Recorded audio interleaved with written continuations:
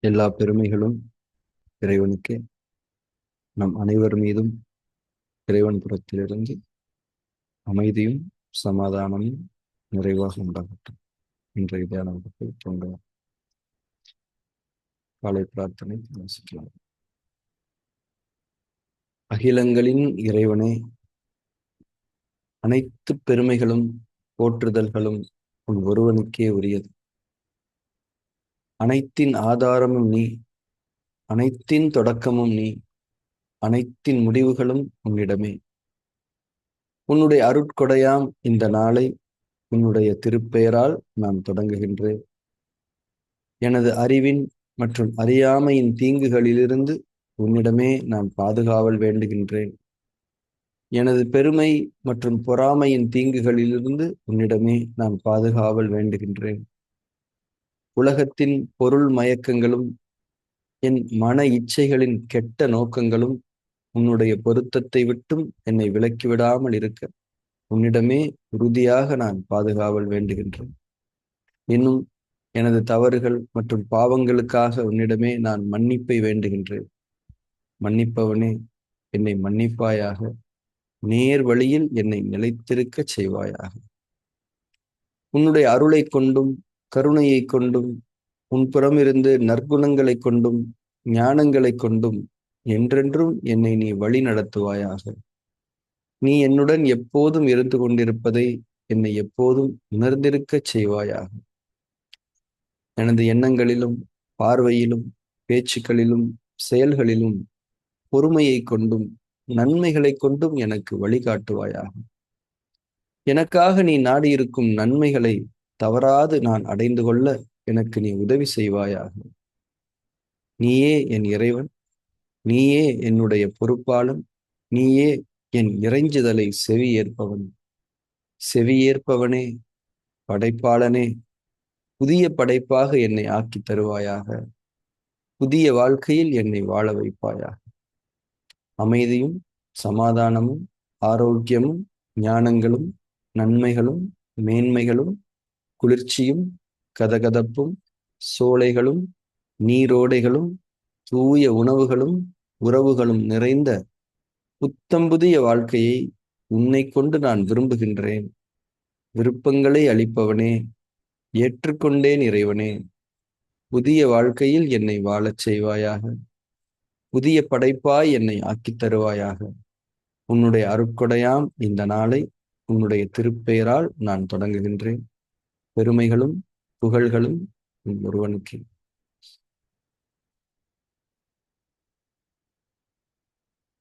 நம்முடைய வாழ்க்கையில் தியானம் ஒரு அங்கமாக அமைந்திருக்கின்றது.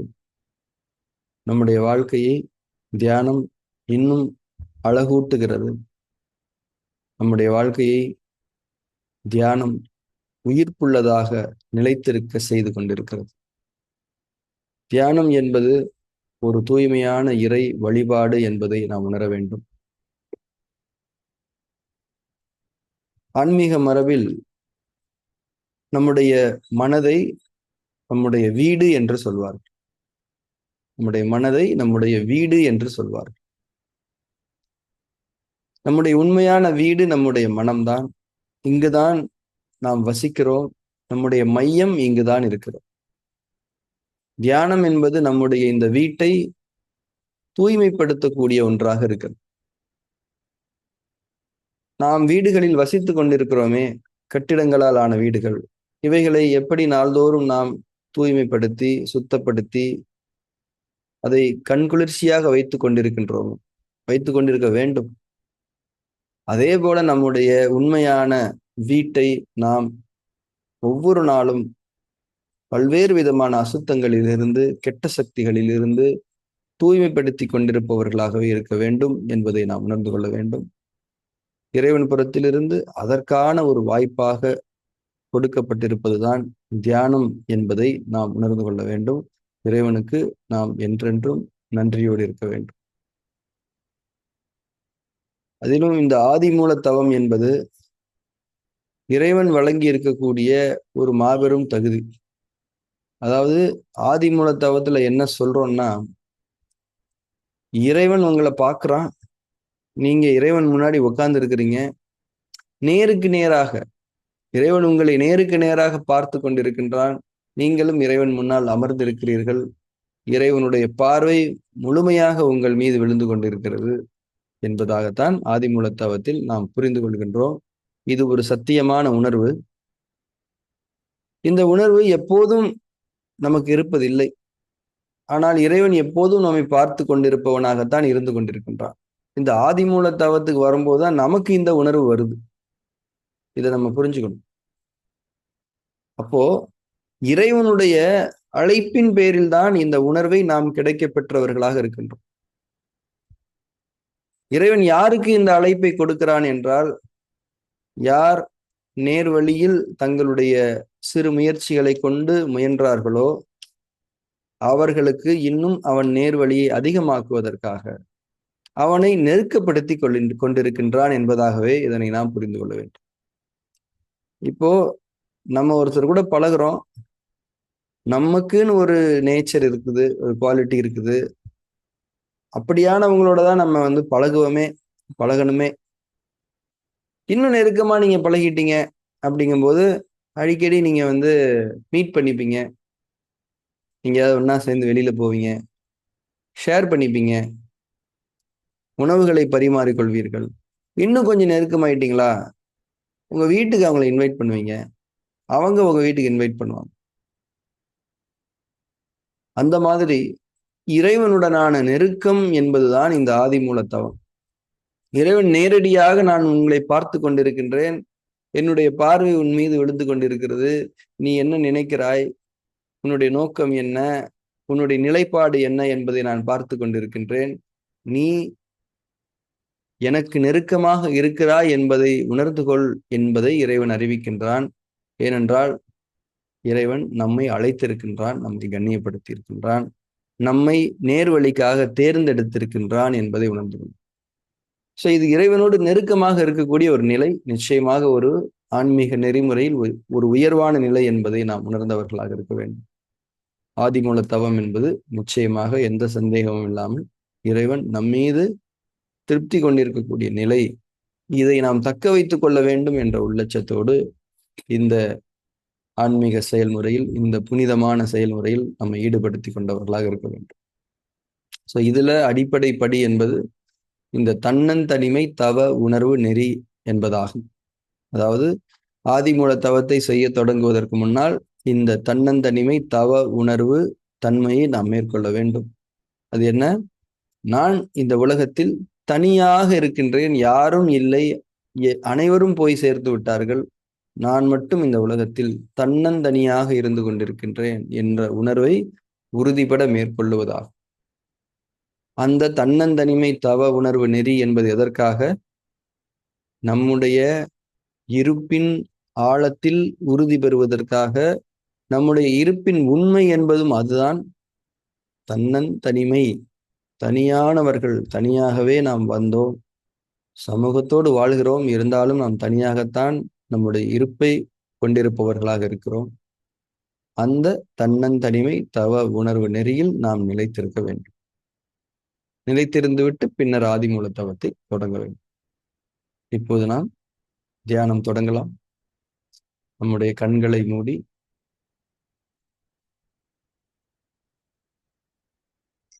தன்னந்தனிமை தவ உணர்வு நெறியில் நிலை கொள்ளுங்கள். இந்த உலகத்தில்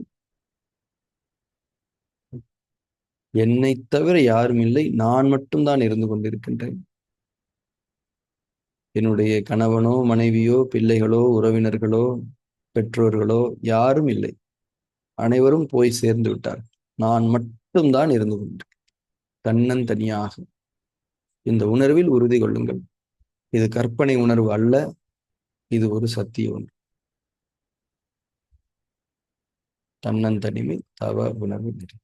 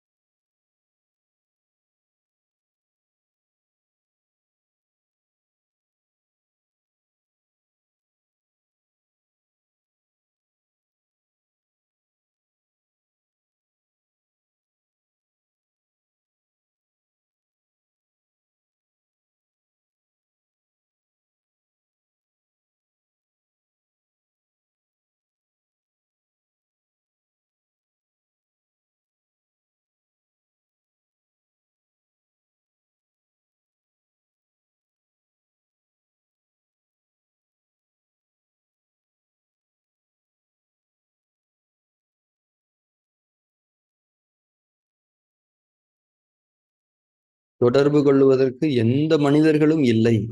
நீங்கள் மட்டும்தான் இருந்து கொண்டிருக்கிறீர்கள். இதுவே தன்னந்தனிமை தவ உணர்வாகும்.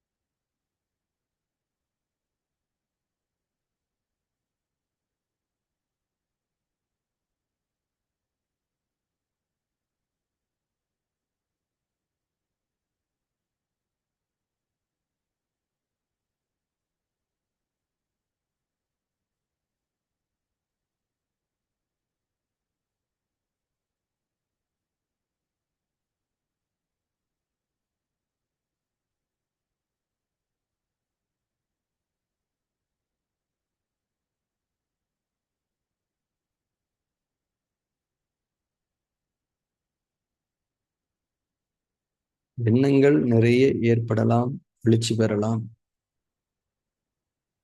இருந்தாலும் நாம் இந்த தன்னந்தனிமை தவ உணர்வில் நிலை பெற்றிருக்க வேண்டும். அந்த எண்ணங்கள் எல்லாம் நாம் படைப்புகளோடு, மனிதர்களோடு தொடர்பு கொண்டிருந்த தன்மையினால் ஏற்பட்டது என்று உணர்ந்து கொண்டு, ஆனால் இப்போது நாம் தனியாக இருந்து கொண்டிருக்கின்றோம், தன்னந்தனியாக இருந்து கொண்டிருக்கின்றோம் என்ற உணர்வில் நிலை பெற்றிருக்க வேண்டும்.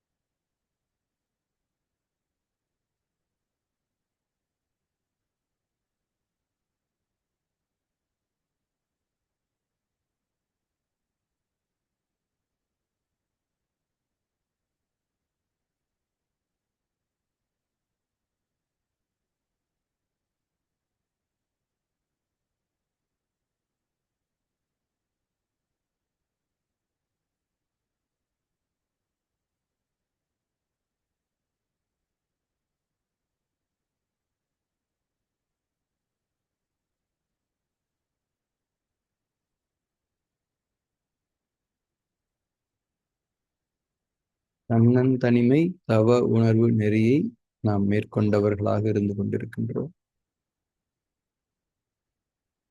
தன்னந்தனியாக நான் இருந்து கொண்டிருக்கின்றேன். இந்த உலகத்தில் யாருமே இல்லை, நான் மட்டும்தான் இருந்து கொண்டிருக்கின்றேன் என்ற உணர்வை உறுதிப்படுத்தி தவத்தில் ஈடுபட்டிருக்க வேண்டும்.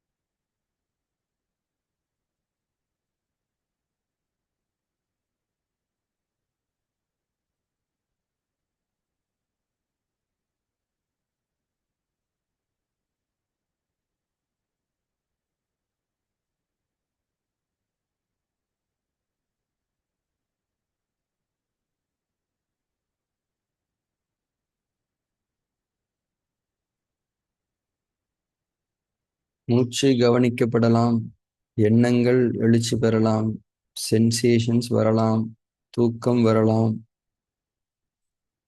வெறுமைத்தன்மை வரலாம், அனைத்தும் வரலாம், வரும். ஆனால் நீங்கள் தன்னந்தனியாக இருந்து கொண்டிருக்கக்கூடிய நிலையில் அது வருகிறது. நீங்கள் தன்னந்தனியாக மூச்சை கவனித்துக் கொண்டிருக்கிறீர்கள், தன்னந்தனியாக நீங்கள் தூங்கிக் கொண்டிருக்கிறீர்கள் என்பதாகத்தான் நாம் அவைகளை கொள்ள வேண்டும். தன்னந்தனிமை தவ உணர்வில் நிலைத்திருங்கள். இது ஒரு ஆழமான உணர்வு, சத்தியமான உணர்வு. கற்பனை போல தோன்றலாம், ஆனால் இதுதான் சத்தியம். நீங்கள் இந்த உலகத்தில் தனியாகத்தான் இருக்கிறீர்கள். உங்களுடைய இருப்பு தன்னந்தனியானதாகத்தான் இருந்து கொண்டிருக்கிறது. அதை உணர்ந்தவர்களாக தியானத்தில் ஈடுபட வேண்டும்.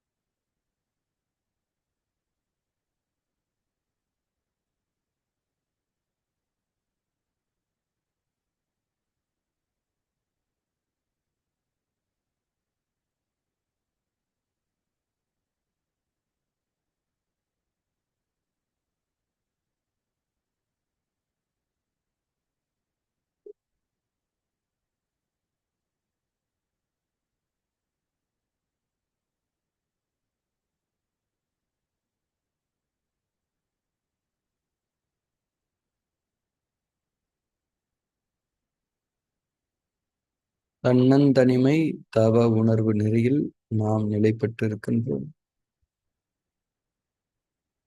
இந்த உலகத்தில் நீங்கள் மட்டும்தான் உயிரோடு இருந்து கொண்டிருக்கிறீர்கள். மற்ற அனைவரும் போய் சேர்ந்து விட்டார்கள். நீங்கள் தன்னந்தனியாக இந்த உலகத்தில் இருந்து கொண்டிருக்கிறீர்கள்.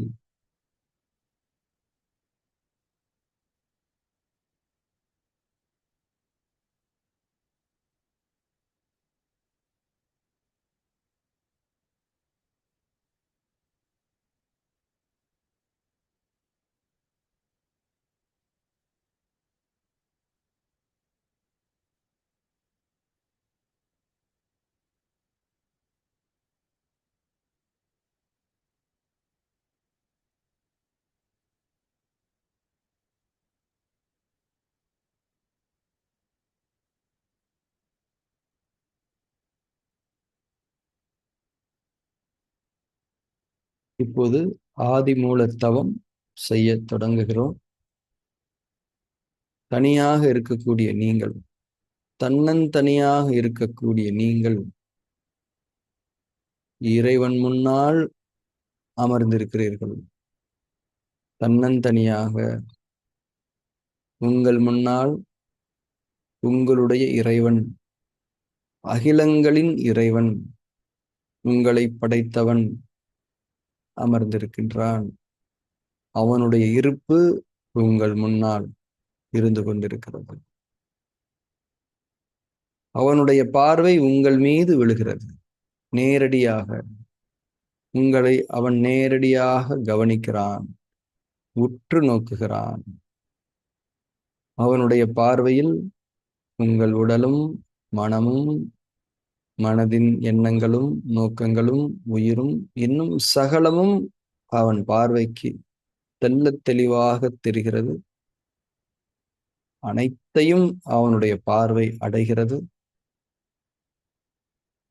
எனவே நம் புறத்திலிருந்து எந்த விதமான வேஷங்களும் பாவனைகளும் தேவையில்லை. நாம் நம்முடைய முழு இயல்பில் அவன் முன்னால் அமர்ந்திருக்க வேண்டும். நீங்கள் நீங்களாக தன்னந்தனியாக இறைவன் முன்னால் அமர்ந்திருக்கிறீர்கள். அவன் உங்களை பார்த்து கொண்டு இந்த உணர்வில் தியானம் கொள்ளுங்கள். இதுவே ஆதி மூலத் தவமாகும்.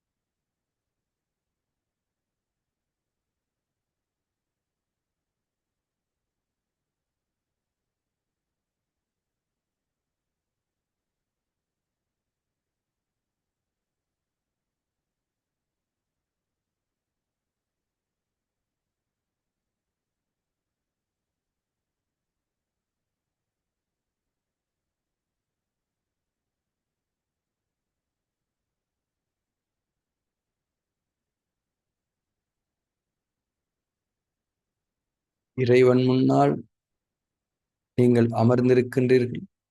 அவன் உங்களை நேரடியாக பார்த்து கொண்டிருப்பவனாக இருந்து கொண்டு உங்கள் மனதில் கெட்ட எண்ணங்கள் எழுச்சி பெறலாம். ஐயோ, இறைவன் முன்னால் அமர்ந்திருக்கின்றோமே, கெட்ட எண்ணங்கள் வருகிறது என்று நீங்கள் பதைக்க வேண்டாம். அதை நீங்கள் வெளிப்படுத்தவில்லை, அதுவே வெளிப்படுகிறது. அதை இறைவன் அறிந்தவன். அந்த கெட்ட எண்ணங்கள் வேண்டாம் என்று நீங்கள் நினைக்கிறீர்களே, அதையும் அவன் அறிந்தவன். அவன் அனைத்தையும் பார்க்கின்றான். எனவே எந்த பதைப்பும் எந்த ஒரு விளக்கம் சொல்லுதலும் தேவையில்லை. அவனுடைய பார்வைக்கு நாம் அளிக்கக்கூடிய கண்ணியம் இது. நீங்கள் நீங்களாக உங்கள் முழு இயல்பில் நிலைத்திருங்கள்.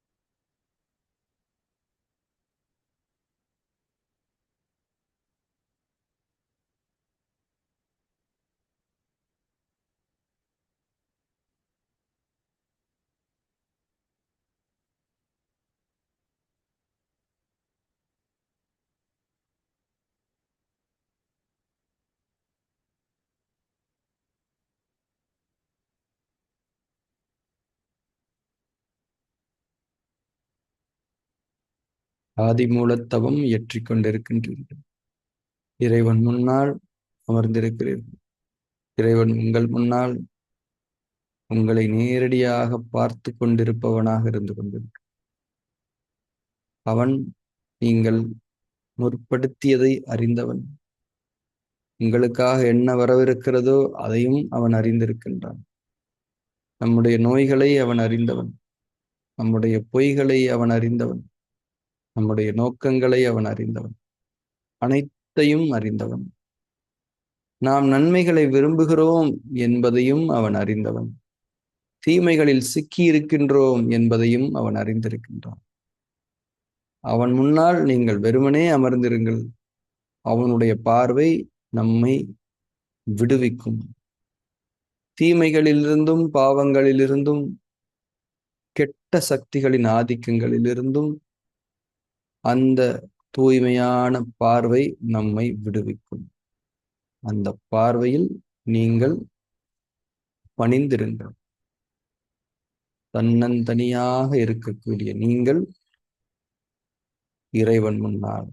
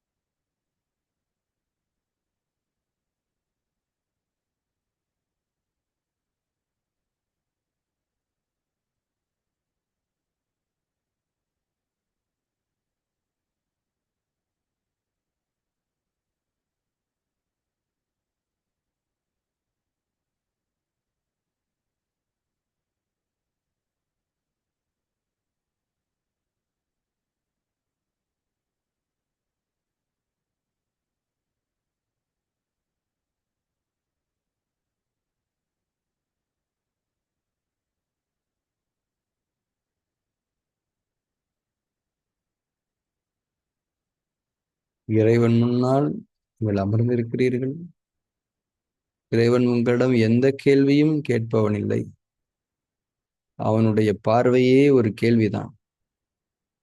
உங்களுடைய பணிவும் சரணடைதலும் தான் பதில். வேண்டுதலும் அதுவே ஆகும். நன்மைகளை நாம் வேண்டக்கூடியவர்கள், நன்மைகளை நாம் விரும்பக்கூடியவர்கள். அறியாமையினால் இறை பொருத்தத்தில் அமையாத பல தன்மைகளில் நாம் சிக்கிக்கொண்டோம்.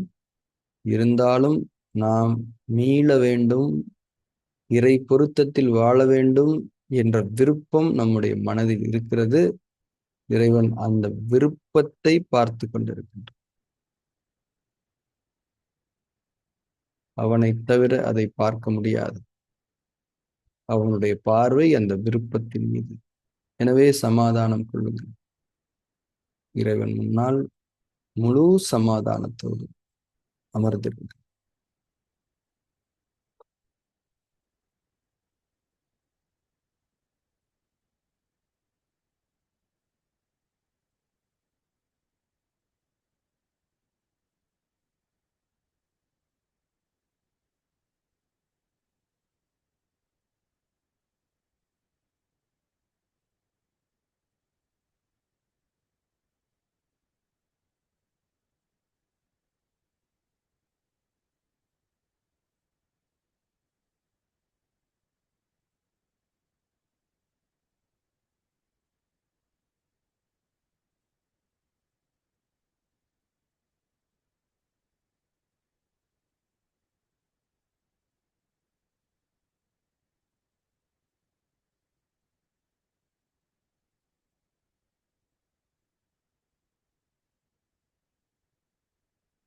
நாம் தியானத்தை நிறைவு செய்து கொள்ளலாம். மெதுவாக கண்களை திறந்து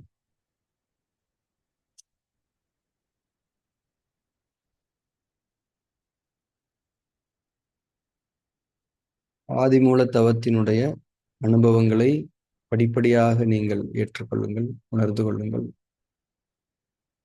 எந்த சந்தேகம் இருந்தாலும் அது குறித்து நீங்கள் விளக்கம் பெற்றுக் கொள்ளுங்கள். தன்னந்தனிமை தவ உணர்வு நெறி என்பது மிகவும் முக்கியமான ஒரு செயல் நெறி, இந்த ஆதிமூல தவத்திற்கானது. அதுல என்ன ஒரு எக்ஸ்பீரியன்ஸ், என்ன மாதிரியான ஒரு நோக்கம் அதுல இருக்குன்னா, நாம தனியானவர்கள் என்ற மாபெரும் உண்மையை உணர்ந்தவர்களாக நம்ம உறவுகளால் நமக்கு ஏற்படக்கூடிய சஃபரிங்ஸ் எல்லாமே நாம தனியானவர்கள் என்பதை நாம் உணராததனால், நாம் இறைவனை சார்ந்தவர்கள் என்பதை பெயரளவில் மட்டும் சொல்லிக்கொண்டு உணர்வளவில் உணராததனால், நிலையற்ற இந்த உலக வாழ்வில் உறவுகளோடு நம்மை நிலைப்படுத்தி கொள்ள முயன்றதனால் நமக்கு பல்வேறு விதமான சோதனைகள் உறவுகள் மூலம். தன்னந்தனிமை தவ உணர்வு நெறி என்பது உங்களை அனைத்து விதமான சோதனைகளை தரக்கூடிய பந்தங்களிலிருந்து விடுவித்து நம்மை இறைவனோடு இணைக்க வல்லது. அப்ப உறவுகள் எல்லாம் போயிருமானா அவர்களோடு இன்னும் உறுதி பெறுவீர்கள். ஆனால் அது ஒரு கனெக்ஷன் தானே தவிர அது ஒரு பிணைப்பு அல்ல. கனெக்ஷன் வேற, பிணைப்பு வேற. லாக் ஆவறது வேற, டச் பண்ணிட்டு இருக்கிறது வேற. நம்ம எல்லாரு கூடயும் டச் பண்ணிட்டு சந்தோஷமா இருப்போம். இறைவனோட மட்டும்தான் நம்ம பிணைப்பில் இருக்க வேண்டும். அதுதான் நம்முடைய படைப்பின் இயல்பும் இயற்கை தன்மையும் ஆகும். இப்ப அந்த டச்ல இருக்கும்போது எல்லாரு கூடயுமே நம்ம நல்லபடியா இருக்க முடியும். அவங்களும் நம்ம கூட நல்லபடியா இருப்பாங்க. இது பிரச்சனைகளை தவிர்க்கிறதுக்கா அப்படின்னா அதுக்காக மட்டும் இல்ல, உண்மையில் நிலைத்திருப்பதாகும் இது. அவ்வளவுதான். அப்படி சொல்வதுதான் சரி. இதுதான் உண்மை. அனைத்து உறவுகளையும் இறப்பு உடைக்கும். நீங்கள் தனியாகத்தான் வந்தீர்கள், தனியாகத்தான் செல்ல போகிறீர்கள். சமூகத்தோடு கூட்டமாக வாழ்கின்றோம்.